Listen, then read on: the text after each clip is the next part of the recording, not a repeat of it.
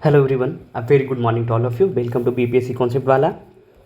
ठीक है, today is 1 जुलाई। महीने की शुरुआत करते हैं हम आज से। आज हम लोग फिर से द इंडियन एक्सप्रेस के जो भी इंपॉर्टेंट न्यूज़ आर्टिकल्स है उसको देखेंगे। जो एनालिसिस करना लायक होगा आर्टिकल्स उसको हम एनालाइज करेंगे, जो भी हमारे एग्जाम के लिए इंपॉर्टेंट होगा। तो फर्स्ट थिंग फर्स्ट, सबसे पहले हम लोग न्यूज़पेपर देख लेते हैं।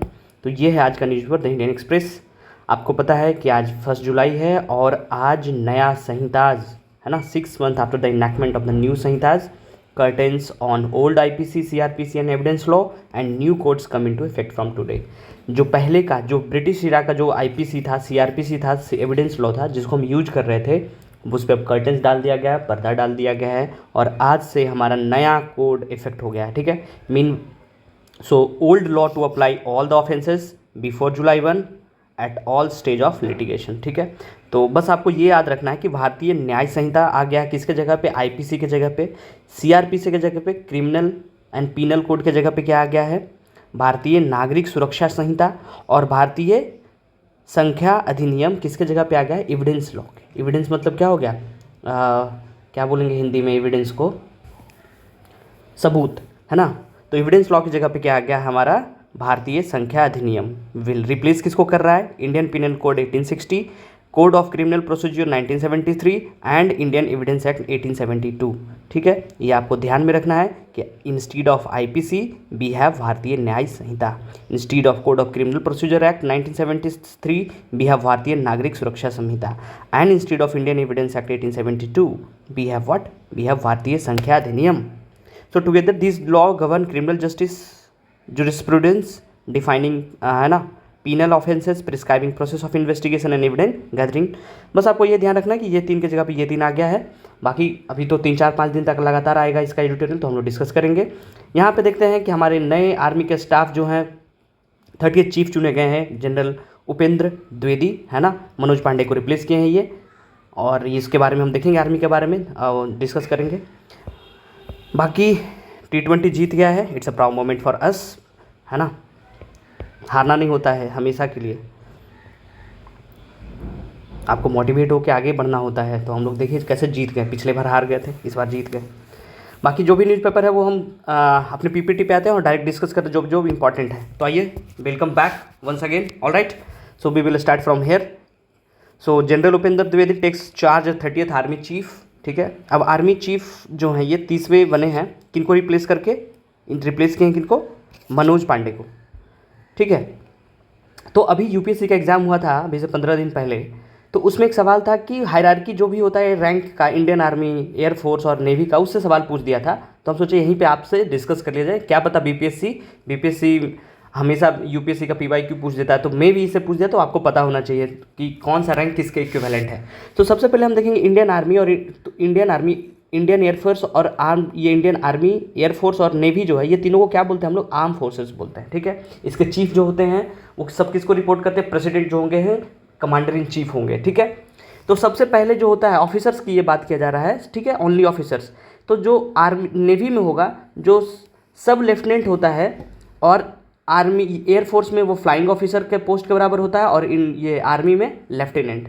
राइट, यहाँ लेफ्टिनेंट, यहाँ फ्लाइट लेफ्टिनेंट, ये captain, lieutenant commandant, squadron leader और ये मेजर।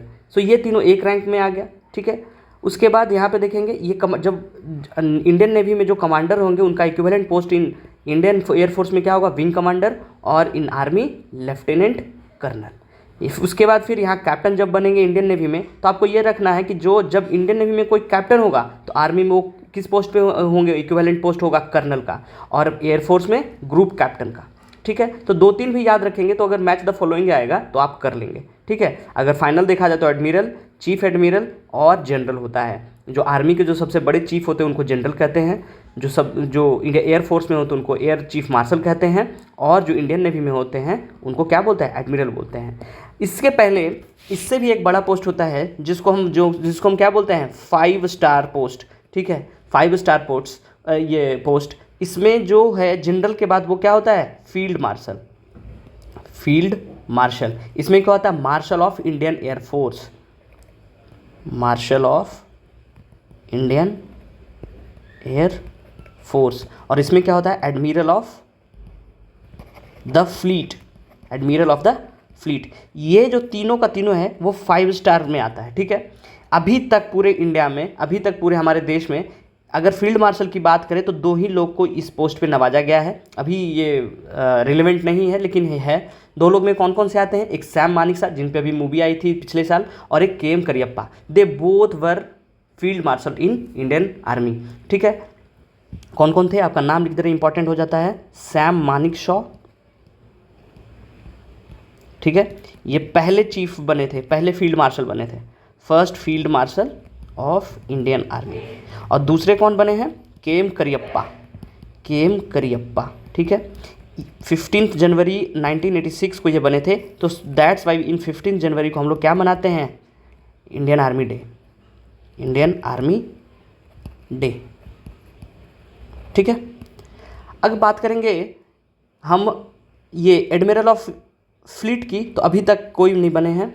और मार्शल ऑफ ये इंडियन एयरफोर्स की बात करेंगे तो एक पर्सनालिटी हैं जो बने हैं, उनका नाम है अर्जन सिंह, अर्जन वैली नहीं, अर्जन सिंह, ठीक है। अर्जन सिंह बने हैं, कब बने थे, क्यों बनाया गया था, ये लेड किए थे इंडियन एयरफोर्स को, कब, इंडियन एयरफोर्स ड्यूरिंग इंडो पाक वॉर, इंडो पाक वॉर 1965 का जो वॉर हुआ था उसमें ये लीड किए थे, तब इनको बनाया गया था marshal of Indian air force, ठीक है। अब आपको ये बताना है कि इंडियन एयरफोर्स कब मनाते हैं हम लोग, एयरफोर्स डे कब मनाते हैं और नेवी डे कब मनाते हैं, आपको ये डेट बताना है, कमेंट बॉक्स में बताइएगा। ओके, ऑलराइट, आई थिंक इस पे सब डिस्कस कर लिया गया है। ओके, एक चीज़ और छूट रहा है, हम CDS के बारे में डिस्कस कर ले रहे हैं, CDS, ठीक है। CDS का फुल फॉर्म क्या होता है, chief of defence staff, chief of defence staff, ठीक है। पहले कौन थे, बिपिन रावत थे जिनका दुर्घटना में मौत हो गया। उसके बाद कौन बने हैं अभी, चलिए आपको ये भी बताना है कि अभी करंट CDS कौन है, कमेंट बॉक्स में बताइएगा। थोड़ा आप लोग भी कंट्रीब्यूशन दीजिए तब ना मजा आएगा पढ़ने में, एक तरफ से मज़ा नहीं आता है ना। CDS क्या होता है, CDS जो होते हैं वो प्रोफेशनल हेड होते हैं, professional head of arm services. Arm services की बात करेंगे तो तीनों आ जाएगा, आर्मी, एयरफोर्स और नेवी, ओके। और ये highest rank of military officer in service होता है, ठीक है। बाकी धीरे धीरे अगली बार में कुछ आएगा तो फिर डिस्कस किया जाएगा।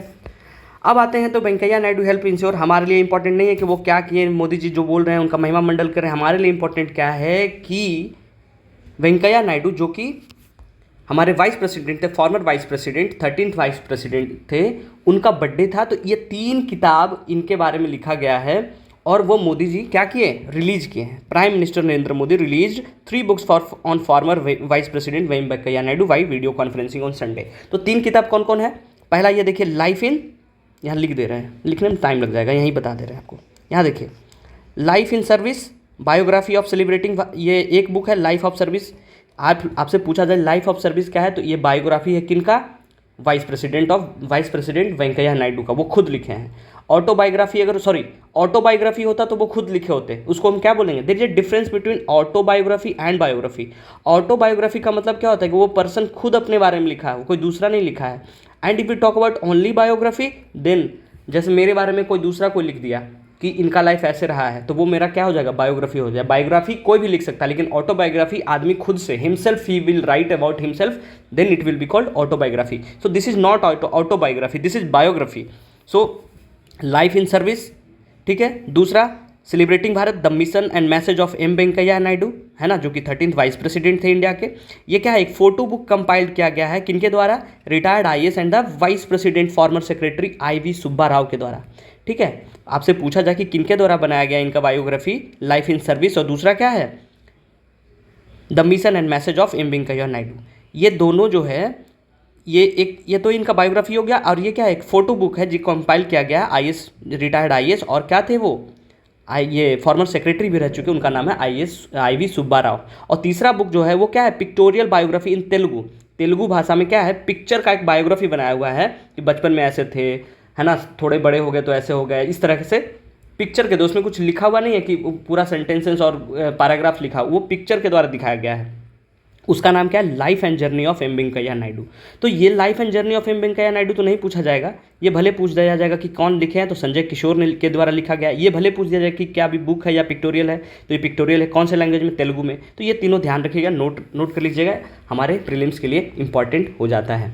अब आते हैं अगले पे, आपको पता है कल संडे था और संडे को हमारे प्राइम मिनिस्टर ऑफ इंडिया मन की बात करते हैं ऑन रेडियो, ठीक है। तो रेडियो पे उसमें जो भी वो बात करते हैं उससे डायरेक्ट सवाल आता है हमारे एग्जाम में।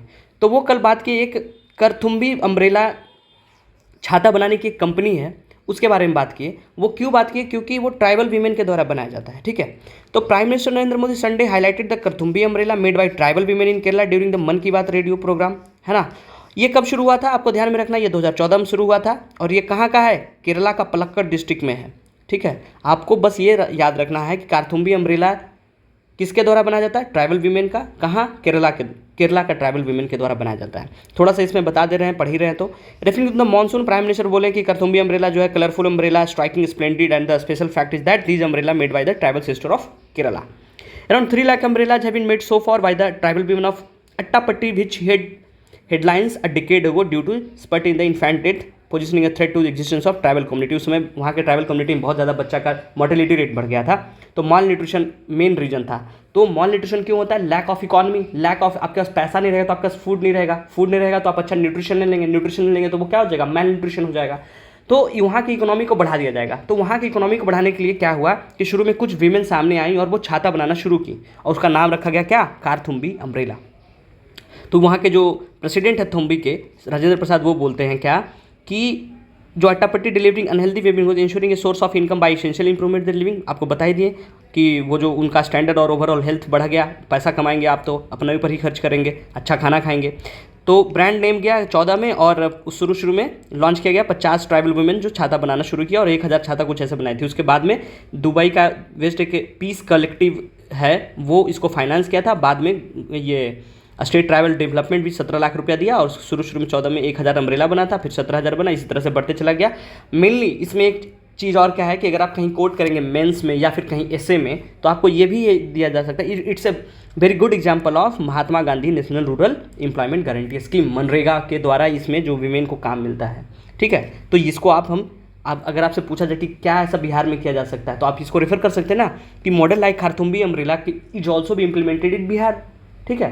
कि यहाँ की भी महिलाएं फ्री ही होती हैं दोपहर में, तो उनको भी ऐसे कुछ, जैसे यहाँ क्या है आपको बताइए, यहाँ एक ये सेल्फ हेल्प ग्रुप चलता है, ठीक है, उसका नाम क्या है आप ये बताइएगा, जिसमें महिलाओं को बहुत ही ज़्यादा काम दिया जाता है, उनको फंड किया जाता है, उनको सेल्फ हेल्प ग्रुप बनाया जाता है, उनको बिजनेस करने के लिए दिया जाता है, बहुत ही ज़्यादा फेमस है उसको। चलिए एक हिंट और दे रहे, वर्ल्ड बैंक इसको फंड करती है, ठीक है। कमेंट बॉक्स में बताइएगा कि बिहार का कौन सा है। तो आप ये कहीं रेफर कर सकते हैं कि मनरेगा के द्वारा ही काम दिया जा सकता है, इस तरह का छाता बनाने का, और भी छोटा छोटा चीज़ बनाया जा सकता है, चेयर बनाया जा सकता है, कुछ भी कॉमोडिटी बनाया जा सकता है। ओके, तो बस याद रखना है करथुम्बी अम्ब्रेला के बारे में, केरला का है, वहाँ के ट्राइबल वीमेन बनाती है। अब ये देखिए हमारे लिए इंपॉर्टेंट क्या है, ये बोल रहे हैं कि सोरेन साहब क्या बोल रहे हैं हमारे लिए इंपॉर्टेंट है, हमारे लिए इंपॉर्टेंट ये है कि ये हाथ कहाँ जोड़ रहे हैं, ये क्रांतीय स्थल है। और क्रांतीय स्थल क्या किसको बोलते हैं हम लोग? आपको पता होगा कि 1855 में 30 जून को हुल रिवोल्ट हुआ था, जिसको हम क्या बोलते हैं? संथाल रिवेलियन या संथाल हुल भी बोलते हैं, ठीक है। तो उसका एनिवर्सरी मनाने गए थे जब ये जेल से निकले, तो अभी कल 30 जून था तो ये वहाँ गए थे। ये कौन से रीजन में था? संथाल रीजन। ये जो झारखंड का रीजन है ना, जहाँ पे ये देवघर और ये सब रीजन है, साहेबगंज, वो रीजन को ही संथाल रीजन बोलते हैं, ठीक है। तो वहीं पे हुआ था। कब हुआ था? 30 जून 1855। बीपीएससी से डायरेक्ट सवाल आता है ट्राइबल रिवोल्ट के बारे में, ठीक है। इसको क्या बोलते हैं? हुल रिवोल्ट, हुल रिवोल्ट, या फिर क्या बोलते हैं? संथाल हुल। हुल शायद इसलिए बोलते हैं ना कि जब ये लोग रिवोल्ट करते थे ना तो एक हुल हु करके आवाज़ निकालते थे, दैट्स वाई ये रिवोल्ट का नाम हुल रिवोल्ट रखा गया है। I am not very sure about this, but somewhere I have read और हर्ड कि ये लोग इस तरह का आवाज़ निकालते, that's why the Hul revolt नाम पड़ा है। इसके जो प्रोमिनेंट नेम थे वो एक सिबलिंग, 4 भाई बहन लोग थे। क्या नाम था उनका? सिद्धू, कान्हू, चांद एंड भैरव, ठीक है। ये चारों लीड किए थे, है ना, चारों भाई बहन थे। और ये किस लिए किया गया था ये revolt? To removal for zamindari system, zamindari system को हटाने के लिए ये रिवोल्ट किया गया था, हुल रिवोल्ट। आपको ध्यान रखना है 30 जून 1855 हुल रिवोल्ट, सिद्धू, कान्हू, चांद और भैरव, ठीक है। अब एक है कि in boosting a special bond with whom, India Nepal का जो टाइज है बिकम वाइडर एंड डीपर होते जा रहा है, इसके लिए है। आपको पता है कि हमारा जो नेपाल जो देश है वो बिहार से एक लंबा, सबसे ज़्यादा लंबा बॉर्डर शेयर करता है, तो हमारे लिए इंपॉर्टेंट हो जाता है, मेंस में पूछा जा सकता है। तो इसी पे एक एडिटोरियल है छोटा सा, उसको हम डिस्कस कर दे रहे हैं, आपके लिए बना के लाए हैं, इसको आप पढ़िएगा, रखिएगा, मेंस के लिए बहुत इंपॉर्टेंट हो जाता है। तो इसका कॉन्टेक्स्ट क्या है, सबसे पहले ये इंट्रोडक्शन क्या है कि relationship between India and Nepal is a unique due to shared culture. हम लोग शेयर कल्चर है, ये रोटी और बेटी का संबंध है हमारे साथ। इकोनॉमिक इंडिपेंडेंस है, ओपन बॉर्डर्स है ना, वहाँ जाने के लिए आपको कोई पासपोर्ट और वीज़ा नहीं लगता है। India is Nepal largest trading partner है और प्रोवाइड क्या करता है, सिग्निफिकेंट इकोनॉमिक सपोर्ट प्रोवाइड करता है। रिसेंट एफर्ट है focused on reducing trade deficit. And now what is trade deficit? Trade deficit क्या होता है? ट्रेड डेफिसिट जब किसी देश का इंपोर्ट ज़्यादा हो गया, किससे? एक्सपोर्ट से, है ना। मतलब क्या कि आप कोई दुकान खोलें, आप सामान बेच पा नहीं रहे लेकिन खरीद बहुत रहे हैं, है ना। मतलब आपकी कंट्री में बहुत ज़्यादा बाहर का सामान आ रहा है लेकिन आपके कंट्री से सामान कहीं बाहर नहीं जा रहा ज़्यादा, मतलब बाहर बेचने से ज़्यादा आप क्या कर रहे हैं, खरीद रहे हैं। That is called trade deficit. तो वो किस चीज़ के लिए काम किया जा रहा है कि ये एफर्ट किस लिए, कि ट्रेड डेफिसिट को कम करने के लिए नेपाल काम कर रही है। स्ट्रेंथनिंग और क्या, क्रॉस बॉर्डर कनेक्टिविटी, है ना, टेररिज्म वगैरह को वहाँ से घुसपैठी लोग आ जाते हैं, resulting in numerous agreement and initiative. अब इसका कॉन्टेक्स्ट और बैकग्राउंड क्या है वो देख लेते हैं। सो कॉन्टेक्स्ट और बैकग्राउंड की बात करेंगे तो वो क्या है कि long standing relationship correct by economic, cultural and social ties. India is crucial for Nepal trade, tourism and energy needs. Recently initiative aim to further strengthen their ties through improved infrastructure, financial connectivity and trade agreements etc. ये relevant क्यों हमारे exam के लिए? पहला तो international relation IR के लिए कि ये हमको समझने में हेल्प करेगा क्या, डायनेमिक्स ऑफ इंडिया और नेपाल का जो रिलेशन है उसको, है ना। Essential for discussion on international diplomacy and regional cooperation के लिए। दूसरा इकोनॉमिकल पॉलिसी कि मोस्ट ऑफ मधेसी जो हैं बिहार के लोग ही हैं, बिहार यूपी वाले जो वहाँ रहते हैं और कुछ लोग वहाँ के यहाँ रहते हैं, बहुत लॉट ऑफ पॉपुलेशन। आपको पता है कि वहाँ के लोगों के लिए जॉब में हम रिजर्वेशन भी देते हैं अलग से। तो इकोनॉमिक पॉलिसी, करंट अफेयर के लिए भी जरूरत हो जाती है कि क्या क्या रिसेंट डेवलपमेंट हुआ है, एग्रीमेंट हुआ है इंडिया और नेपाल के बीच में। और इंफ्रास्ट्रक्चर डेवलपमेंट, आपको पता है वहाँ से हम लोग रेल कनेक्टिविटी करते हैं, पेट्रोलियम प्रोडक्ट के लिए पाइपलाइन बिछाते हैं, ठीक है। हमारा रिलीजियस कनेक्टिविटी भी है कि हमारा ये राम जी का ससुराल है वहाँ, ठीक है। अब बॉडी पे आते हैं, इकोनॉमिक एंड ट्रेड रिलेशन में देखते हैं कि ट्रेड और इन्वेस्टमेंट कि India is Nepal largest trading partner, है ना। जो भारत है नेपाल का, इंडिया का नहीं, नेपाल का, जो नेपाल के लिए जो इंडिया है वो सबसे लार्जेस्ट ट्रेडिंग पार्टनर है and source of foreign investment. और फॉरेन इन्वेस्टमेंट भी अगर नेपाल में सबसे ज़्यादा कहाँ से आता है, इंडिया से आता है। Nepal faces a trade deficit with India close to 18% of it GDP। अब ये दिक्कत का बात है नेपाल के लिए कि वो नेपाल जो है वो ट्रेड डिफिसिट इंडिया के साथ फेस कर रहा है। मतलब कि इंडिया से सामान बहुत ज़्यादा नेपाल में जा रहा है लेकिन नेपाल का जो सामान है वो इंडिया में ज़्यादा नहीं आ रहा है। वो कितना है, 18% ऑफ GDP। नेपाल का जो GDP है, अगर नेपाल 100 रुपये का GDP है तो उसमें 18 रुपये जो है वो इंडिया से ही जा रहा है, 18 रुपये का सामान, ठीक है। तो इसको वो कम करना चाहता है। एफर्ट टू रिड्यूस है, इनिशिएटिव क्या है, स्ट्रेंथन करने किया है, cross border digital financial connectivity किया गया है ना। UPI जो हमारा देश का जो है NPCI के द्वारा बनाया गया था वो वहाँ किया गया है शुरू, वहाँ अडॉप्ट किया गया है टेक्नोलॉजी को। ट्रेड, टूरिज्म और remittance flow et cetera. Development of infrastructure की बात करेंगे टू रिड्यूस ट्रांसमिशन कॉस्ट, है ना, ट्रांजैक्शन कॉस्ट और फैसिलिटेड बिजनेस के बारे में बात की, उनको ट्रांजैक्शन कॉस्ट को कम करना है, तब जाके एक दूसरे में जो क्रॉस बॉर्डर जो इकोनॉमी है वो क्या होगा, क्रॉस बॉर्डर इकोनॉमी कब अच्छा होगा, जब वहाँ लोगों पे टैक्स कम लगे, ट्रांजैक्शन कॉस्ट कम लगे, ठीक है। उसका रिसेंट डेवलपमेंट देख लेते हैं क्या है बायलैटरल रिलेशन के लिए। पहला तो high level visit and agreement, high level diplomacy चल रहा है। High level visit of the last 2 years अब री इनर्जाइज रिलेशन। शुरू में क्या था, वहाँ के जो ओली साहब थे वो लेफ्ट के थे तो वो चाइना की तरफ थोड़ा इंक्लाइन हो रहे थे, है ना। लेकिन बाद में समझ में आ गया चाइना क्या है, चाइना एकदम ख़राब वाला दोस्त होता है सबका, जो सिर्फ और सिर्फ मतलब के लिए आता है। तो सबको समझ में आ जाता है तो फिर इधर आ जाता है। Several agreement on power sector cooperation, digital financial connectivity and infrastructure development, ये सब भी बात करेंगे, है ना। याद रखना, these are the keywords, power sector cooperation, digital financial connectivity and infrastructure development. अब इलेक्ट्रिसिटी कोऑपरेशन की बात करेंगे तो joint vision statement on power sector cooperation signed in 2022। 2022 में हम लोग क्या पावर सेक्टर कॉर्पोरेशन साइन किए हैं। Effort to electricity from Nepal to India reached around 650 megawatt in 2023, earning Nepal over 10 billion. हम लोग वहाँ से बिजली खरीदते, क्योंकि आपको पता है कि माउंट एवरेस्ट वहाँ है, वहाँ बहुत सारा हिमालय का वो है, तो ये पहाड़ पीक्स है, तो वहाँ से बहुत सारी रिवर्स जो हैं निकलती है नेपाल से और हमारे इंडिया में आती है। तो वहाँ पे ये क्या बनाता है, हाइड्रो पावर प्रोजेक्ट बनाता है और बिजली बेचता है। तो 10 बिलियन का से ज़्यादा का क्या है, वो पैसा कमाता है नेपाल हमारे यहाँ से। Long term power trade agreement to export 10,000 megawatt of electricity from India to Nepal in next 10 years, right.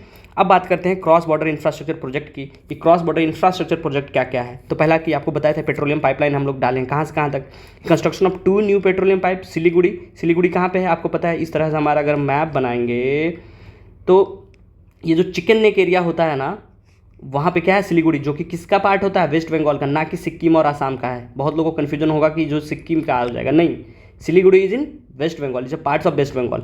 और झापा नेपाल में बिटवीन अमलेखगंज एंड चितवन नेपाल।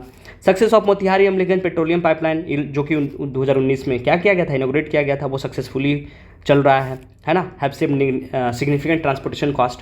बात करेंगे हम लोग इंटीग्रेटेड चेक पोस्ट की, कि वहाँ से बहुत ज़्यादा क्या होता है, ये सामान का इलीगली तरह से आ जाता है। जो भी हमारे बिहार के जो नेबरिंग बॉर्डर है, उधर सुपौल है ना, शिवहर तो बॉर्डर शेयर नहीं करता, लेकिन प्रॉक्सिमिटी बहुत नज़दीक है। इधर हम वेस्ट चंपारण से शुरू करेंगे, तो जो भी ये प्रॉक्सिमिटी वाला है वहाँ से क्या होता है, इलीगली ट्रेड हो जाता है, तो उसको कम करना है। वो कम कैसे होगा, जब हम इंटीग्रेटेड चेक पोस्ट बना देंगे। So construction of additional check post होगा कहाँ कहाँ, भैरहावा और डोधारा चंदनी नेपाल में जो है, वो क्या करेगा, smooth cargo and passenger movement को फैसिलिटेट करेगा। बॉर्डर रोड एंड रेलवे की बात करेंगे तो upgradation of border road to reduce transportation cost, है ना। हम लोग उसको क्या कर रहे हैं, अपग्रेड कर रहे हैं बॉर्डर रोड को। Operational cross border freight rail चला रहे हैं हम लोग, सामान ढोने वाला मालगाड़ी। Feasible study by the Raxaul Kathmandu railway completed. एक तो पैसेंजर के लिए होता है, दूसरा एक फ्रेट लाइन बनाएंगे जो सिर्फ और सिर्फ उस पर क्या है, रेलगाड़ी चलेगी, उसको हम क्या बोलते हैं, फ्रेट कॉरिडोर। तो हम लोग फ्रेट कॉरिडोर भी डेवलप कर रहे हैं और पब्लिक के लिए भी डेवलप करें। रक्सौल काठमांडू रेलवे कंप्लीट हो गया है। डायरेक्ट रेल सर्विस, है ना, आपको बताया था कि हमारा रिलीजियस सेंटिमेंट भी है। राम जी का ससुराल जनकपुर में, जनकपुर कहाँ, नेपाल में, तो ये ससुराल जाएंगे कैसे भगवान जी, तो उनके लिए ट्रेन बनाना पड़ा, ठीक है।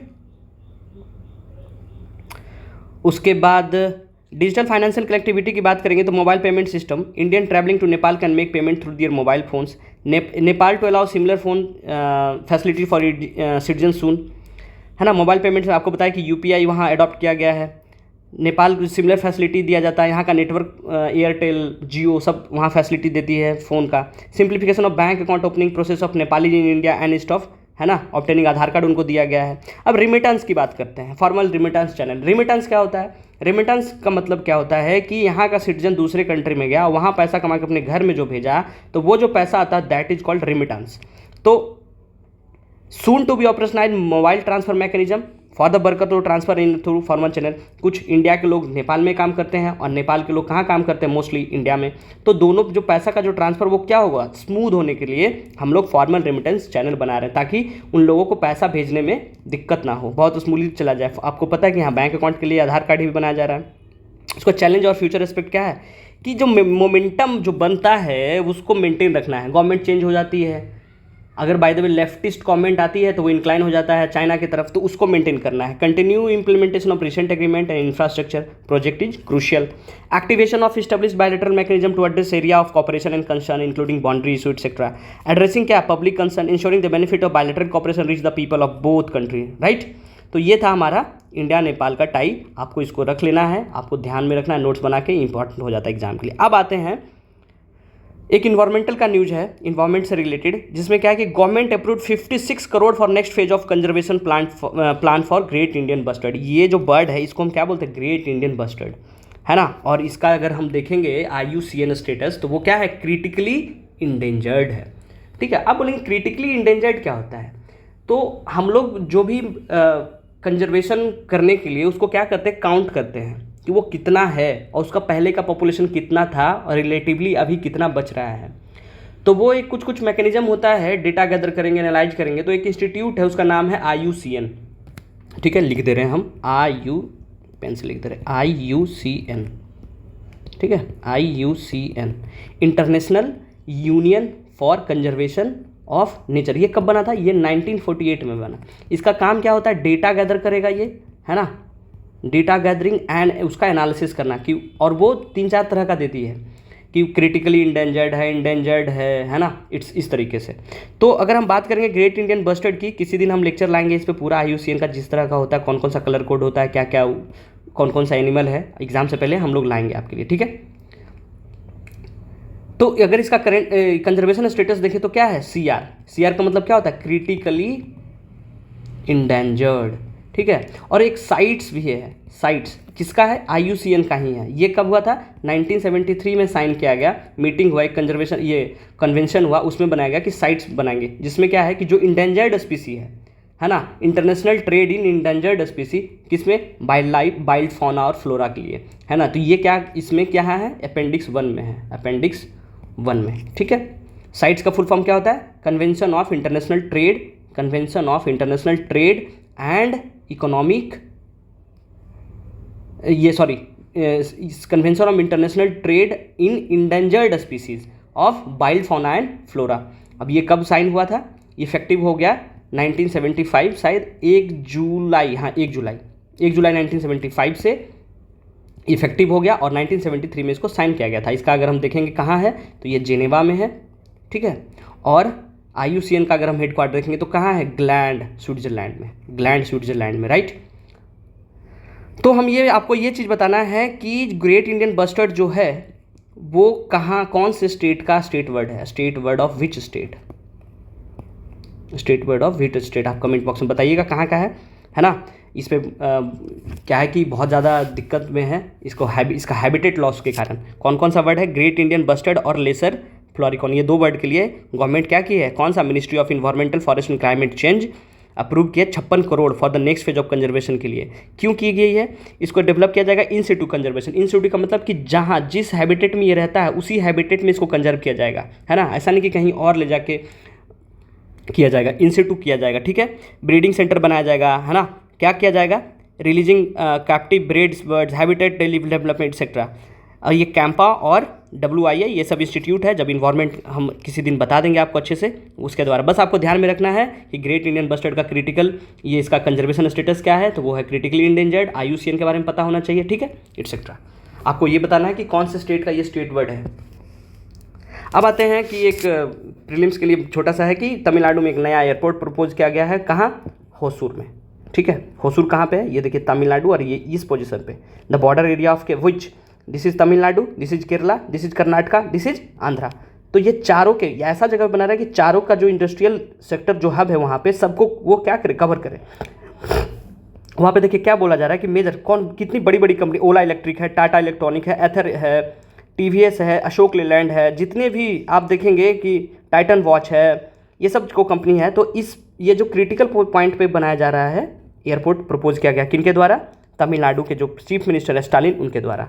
वो ये इसमें लिखा हुआ है, एक बार पढ़ लीजिए कि क्या क्या होगा, कोई कभी हो सकता है एग्जाम में आपको मेंस वेंस में हेल्प करें, ठीक है। उसके बाद FPI इन्वेस्टमेंट है, आपको हम बता दे रहे FPI क्या होता है और FDI क्या होता है, ये दोनों में डिफरेंस बता दे रहे हैं, हमारे लिए बस यही इंपॉर्टेंट है। सो FPI का फुल फॉर्म क्या होता है, पहले कि फॉरेन